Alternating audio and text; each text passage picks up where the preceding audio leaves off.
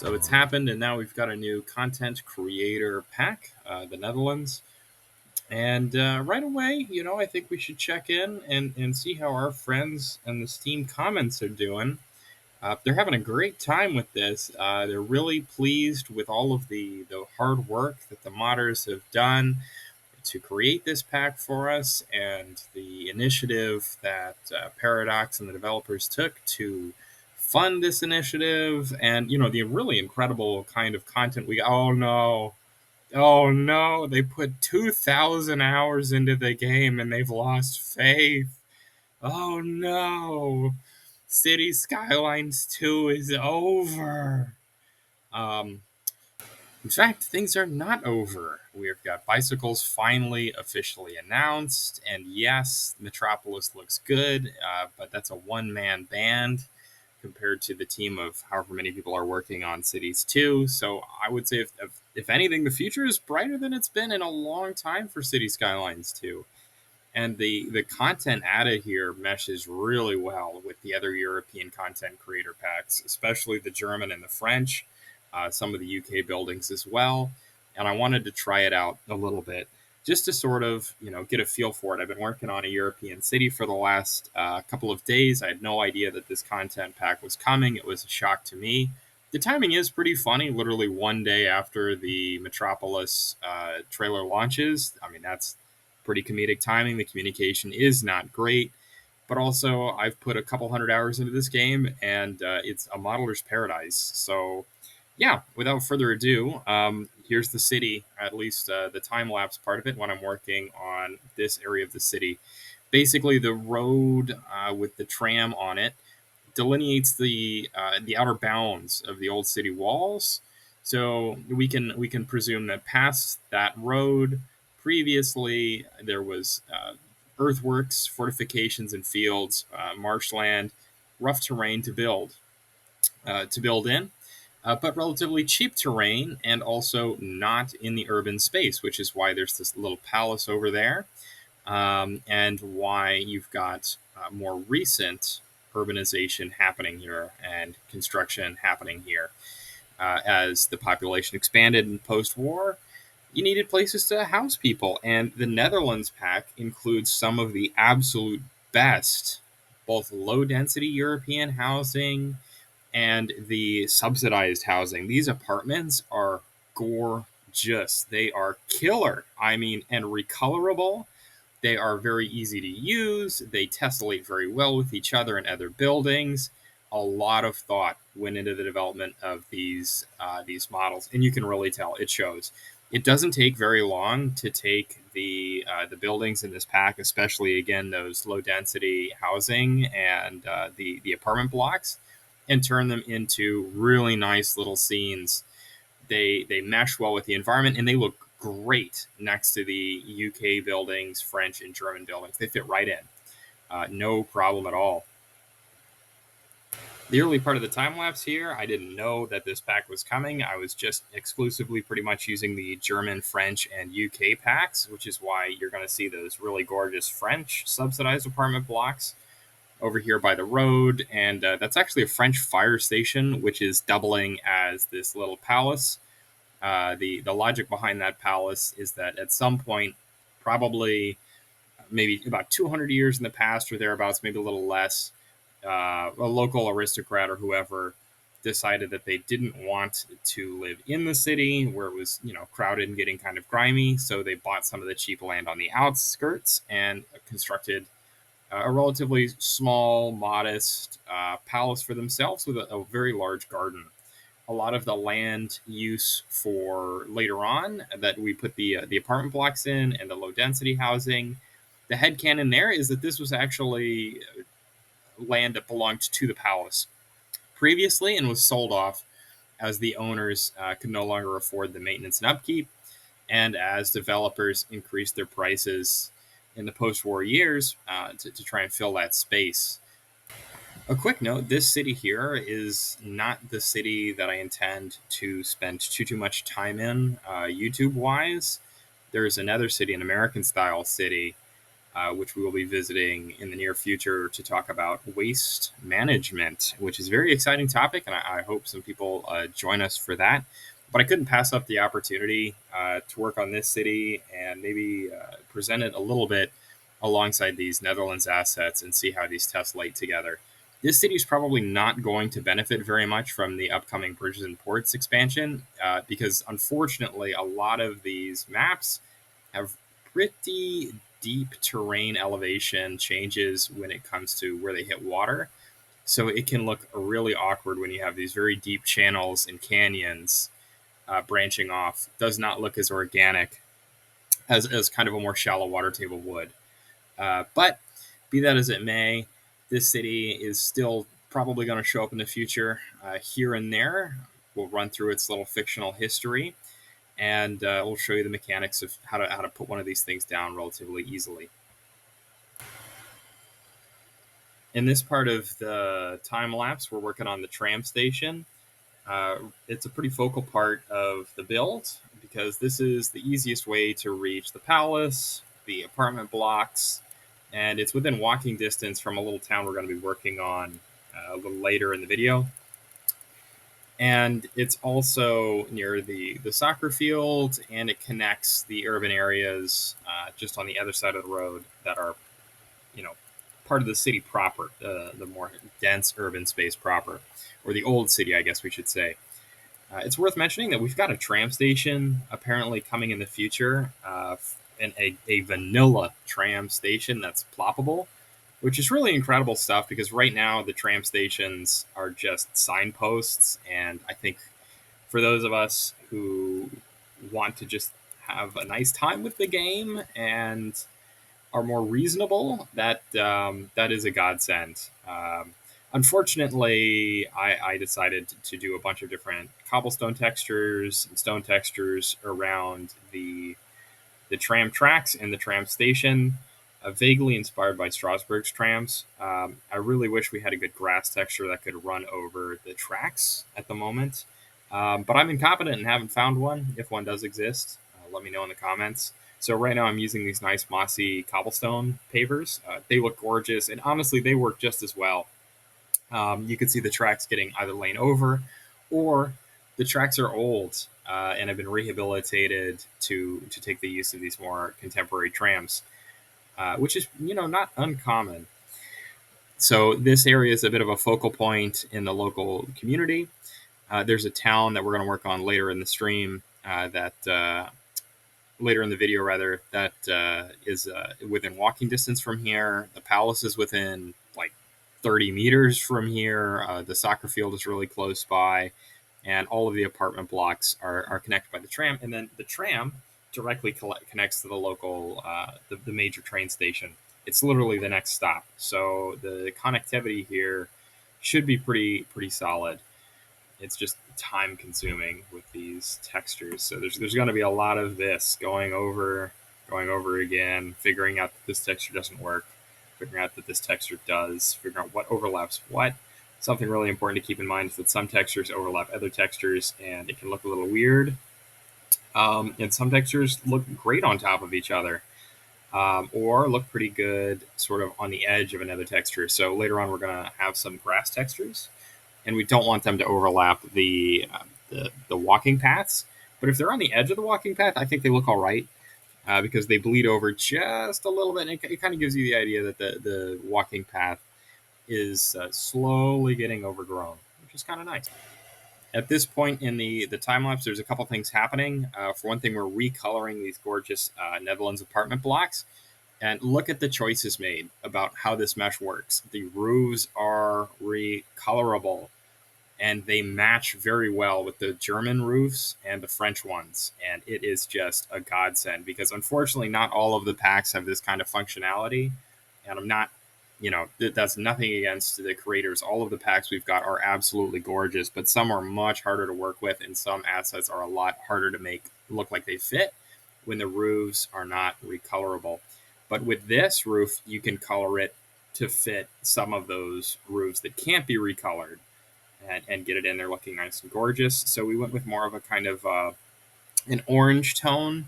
This is relatively common in northern and western France, so you see these in Troyes and other French cities, along with rather than like a dark red brick tone, a bit of a lighter tone, which is also common over there.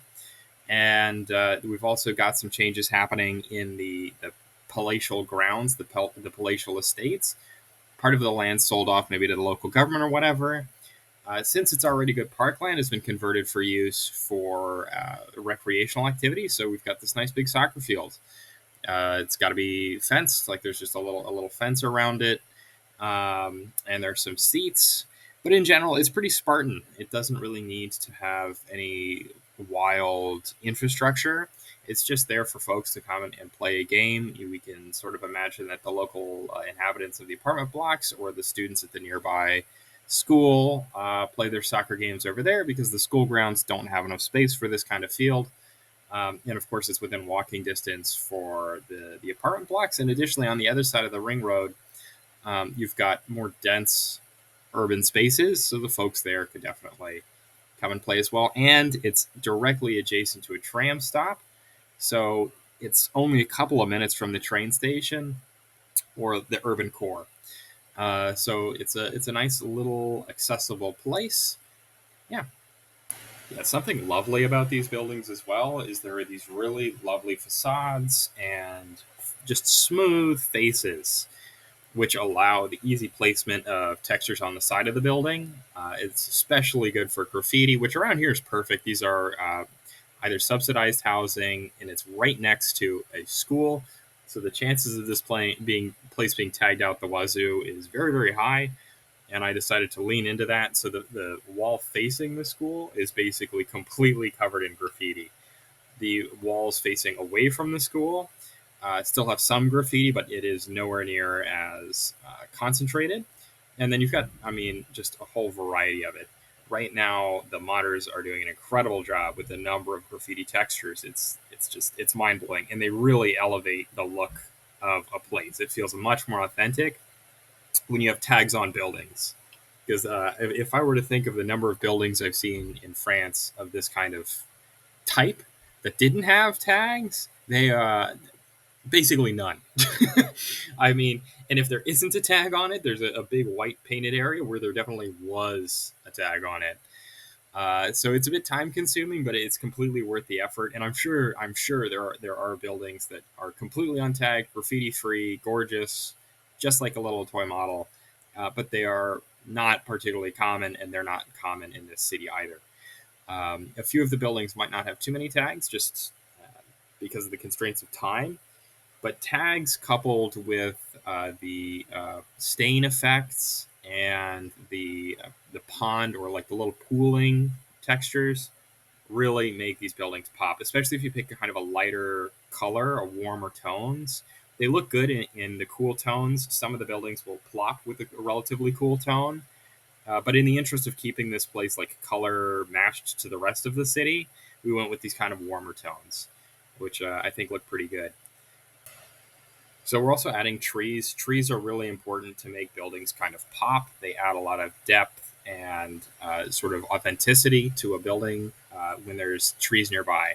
It's always really good to think about what kind of trees you're going to use, what kind of canopy they have. Trees are and foliage in general is one of the weak spots of City Skylines too. I'd say we don't really have any good alternative for tall grass. We don't really have really good alternatives for tall flowers that are not in circular shapes that can be dropped in lines and so on. And the number of trees is relatively limited. But there are some really good ones. The oak, especially, is fantastic. The hickory looks really good in a northern city, like a North American city.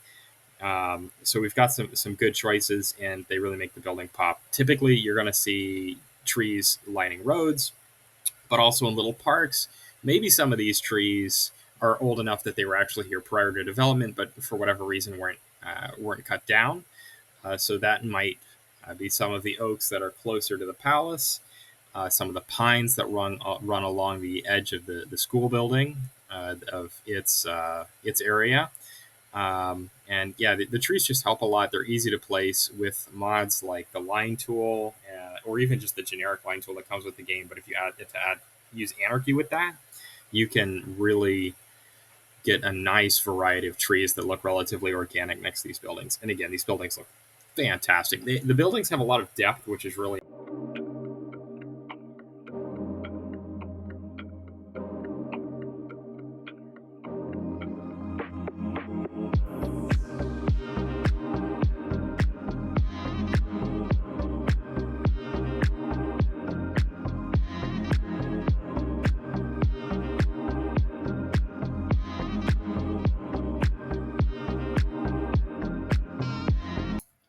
I'm also going to use a second apartment building from the Netherlands pack in just a moment. It's one of these sort of darker brick buildings. We're not going to change the tone on that building's walls too much. These buildings really could go in any kind of city. This one just happens to be European, but you could totally see this in any North American city, East Coast, West Coast, wherever. They look really, really good. They also happen to tessellate really well. There's good corner pieces. You'll see that this one is going to form a pretty tight V with sharp angles on it. And it doesn't look too bad. And I barely even touch the backyard. It's just, putting trees over the yards in order to conceal that from the general public's view. I'd also imagine that these apartments are a little bit more expensive than the lighter colored ones that we just plopped earlier that are the majority of the development. These brick buildings have really nice bay windows and they just look kind of swankier.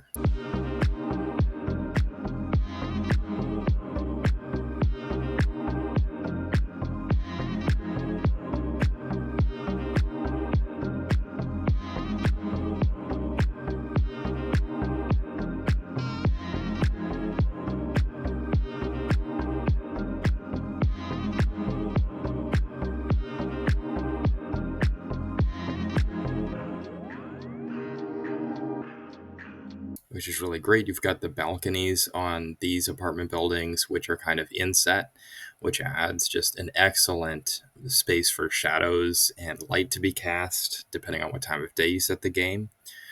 So we'll just keep working on it, detailing the sides of the buildings, adding some watermarks, stains, and more graffiti. We're also going to work on a little drainage ditch nearby for runoff for the soccer field. There's a little bit of terrain elevation changes. This is one of the default vanilla maps, and I might do some changes to it later. I really don't like the height of the mountains around. They are just kind of nuts. The angles on those mountains just look really out of place and kind of cartoony.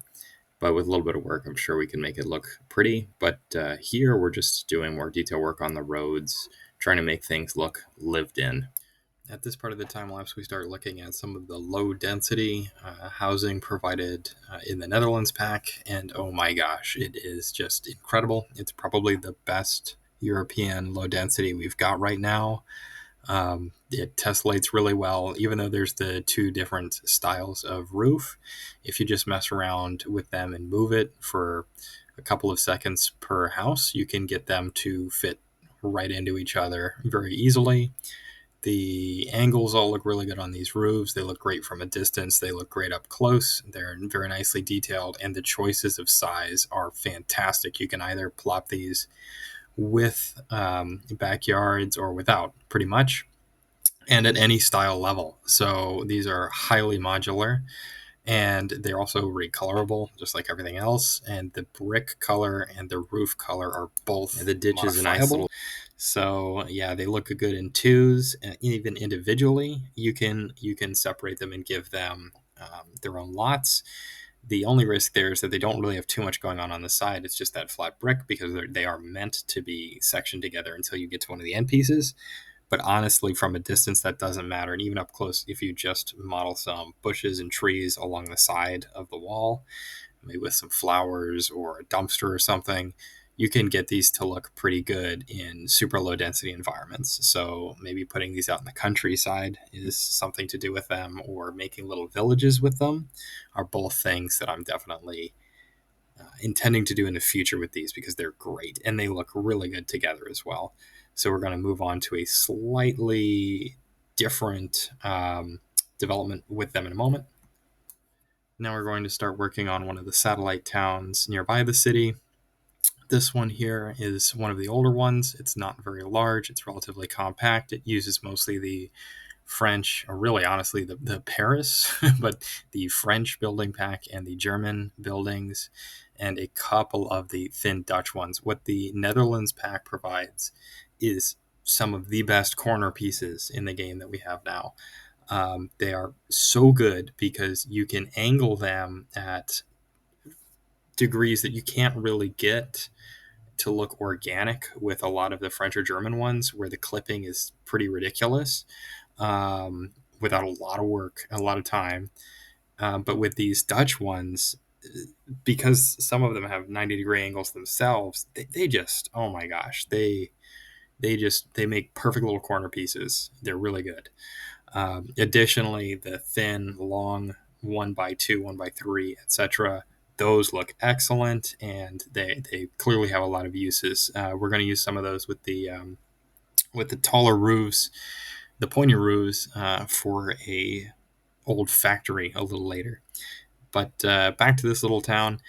We're going to focus a little bit on pedestrianization. This area would be great for brocantes, like local little festivals, music fests, and farmers markets. So that's why there's going to be sort of a pedestrian downtown street, just to give it a little bit of breathing room from the more densely packed urban space. This area would be good for sort of your mid-sized to smaller scale events.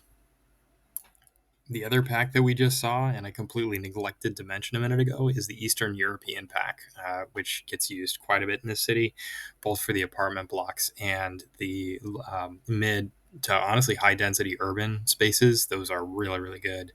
The brick buildings, the stone buildings. The only thing with them is the roofs tend to be not repaintable and pretty challenging, not unlike the German pack, or some of the buildings in the German pack. But it has some great corner pieces. You'll see it a number of times, and a number of those older looking urban buildings can sort of portray a lot of different time periods and places. Like they're just generic enough to fit in a more central or Western European city, depending on how you place them and how you color them. Now we take a bunch of screenshots that I didn't end up using as a result of doing a bunch of recolor work, and then another bit of detail here and there, and adding some more stuff to the background. So, well, it's a you'll see a lot of wasted space, wasted time. But honestly, that's kind of half the fun of modeling: is you look at it for a little while, take a peek, and then you're like, oh, that looks nice, and then you find something else you hate and try and keep improving. The great part about this game, though, is that anybody can do it. You just have to put some time into it. Personally, I find Cities 2 a lot easier to use, and I like the outcomes better, faster in it compared to Cities 1. And I think even though it's got some problems and a lot of room to grow, we will get there. So, yeah, we're then going to keep working a little bit back around the satellite town. Now we're going to begin working more on the satellite town again. We're now going to be doing the more dense application of those low density houses, with whole blocks basically being wall to wall of these things. Again, it ends up looking pretty good. You just have to leave a little bit of space, maybe to move the front yards back away from the road. I do find the buildings are very close to the road. I do appreciate that there's a standardized distance in this pack, and I think closer is better. Honestly, I think it was the right move, but it does mean you're going to have to move a lot of a lot of buildings, just to give them a little bit of space, breathing room away from the sidewalk. And it turns out, I think I only put a couple of these bigger blocks in. I don't like the idea of these taking up a huge amount of space and kind of breaking up the variety with some monotony. But I think there's enough where they're distinctive and a natural component of the satellite town. And here's how they're made. Pretty simple. You just basically snap a big square of them. I did leave one smaller building with two end pieces and then only one middle piece in one of the blocks. There's no real reason for that. You can imagine whatever you want for that. I just decided just to stick one like that. Don't really feel like modifying it. Maybe it was an older house or like a show home, But yeah, they go together pretty darn well. Okay, this is that little factory I mentioned earlier. This is just some of those little short, medium density Dutch buildings with pointy roofs. And if you stack these suckers back to back, or just arrange them back to back, you start to get that classic factory aesthetic. There are some problems, of course. These are houses, their windows look different, there's doors all over the place, but from a distance, it looks good. And additionally, you see some of these in Europe, Western Europe, that have been converted into apartment buildings, and they end up knocking down huge chunks of the wall to put in windows and doors. So it's not that unbelievable. The headcanon for this area would be that this factory maybe was only in service for maybe like 60, 70 years or so, max, and then was abandoned sometime in the past, sat abandoned for a long time with a little railway siding next to it, and eventually was converted into apartments. So we'll detail it further in the future, maybe, but it's more just like a proof of concept to show the flexibility of these buildings. You can do a lot with them. To start wrapping things up, we're going to work on a little plaza on the main boulevard with the tram line. This plaza is just in front of the apartment complex, so the headcanon here is that this is sort of one of the meeting points for the local community. It's also near a major roundabout, so a lot of traffic goes through here. The plaza itself, super easy to put together, just a lot of those really wonderful ground textures, and then some trees and the little props make it pop. I used some of the water stickers, actually, the moisture stickers. They are fantastic for covering seams on other decals that you put down. So in the little town, there's some of the seams are covered with some of those moisture decals, and it almost looks like runoff. Did a similar thing here a little bit, not too much. But the plaza, it ended up turning out. It's not really 100% the way I want it, but it does look natural, and that is really like the defining aspect of the Netherlands pack, is that these buildings look natural, especially when you just start doing a little bit of basic scenery around them. They fit right in. Just beautiful stuff. And before I forget, two of the main packs in this, beyond the German, French, UK, and Dutch ones, is the Eastern European and the Chinese. A lot of the apartment blocks, the big ones that stand out, and some of the smaller buildings in the more urban, dense buildings are the Eastern European and Chinese buildings, because those two packs, bar none, have some of the best textured buildings and just best looking buildings currently in the game, no doubt. The European one has a couple of, the Eastern European one rather, has a couple of issues with recolor. Some of the colors just don't look quite right, but if you play with it long enough, you can get the vibe you want. And the Chinese apartments are just excellent. So you'll see those two lower rise apartment blocks in the main group, the main development of the Dutch apartment buildings. Those two are Chinese, and they just look great. They recolor perfectly and color match perfectly with everything around them. Love them. So, anyways, long story short, the Dutch pack is good. Go play with it. It's fantastic. This was definitely a terrible ramble, but the next video is going to be about something specific: garbage, trash. We all love it. It's going to be about waste management in a city that is definitely not Cedar Rapids. And we're coming up to the final portion of the video where we've got some screenshots and a few more time lapses or just footage of the streets and tramways in action. The game started to really struggle when the rain hit, as it usually does, and the frame rate drops. So there are definitely still some room for improvement back end wise with Cities 2. But in general, it's looking pretty good. The lighting options you can get are just excellent. Things look almost real, or like a nice little vignette, nice little model.